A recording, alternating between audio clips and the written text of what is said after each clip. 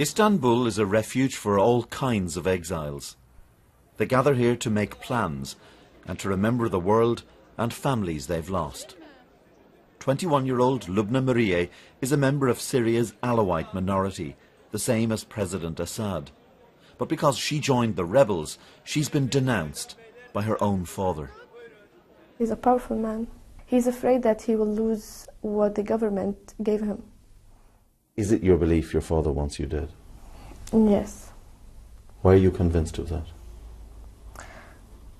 Because he believes that I ruined his reputation. Lubna now photographs the war for the rebels, having started out smuggling supplies to them. But this work comes at a high price. Last year her mother, who was separated from her father, was kidnapped and killed. Lubna says her father ordered the abduction to strike at her. Now she feels guilty. Why did you feel guilty?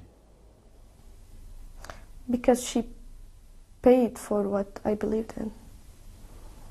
She paid the price. I didn't pay the price, she paid it.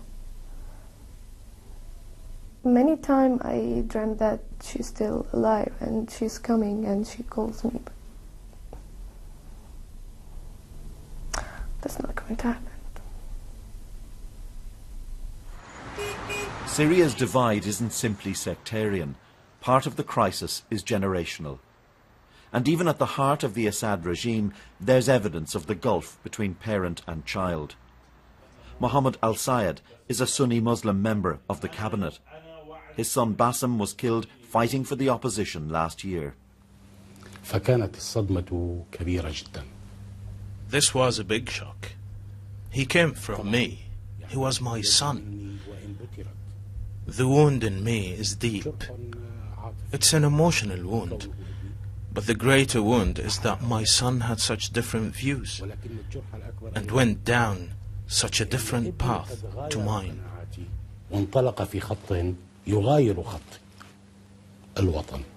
Syria's civil war has never been a simple matter of Sunni Muslims against Alawites. As we've seen, there are more complex allegiances than that.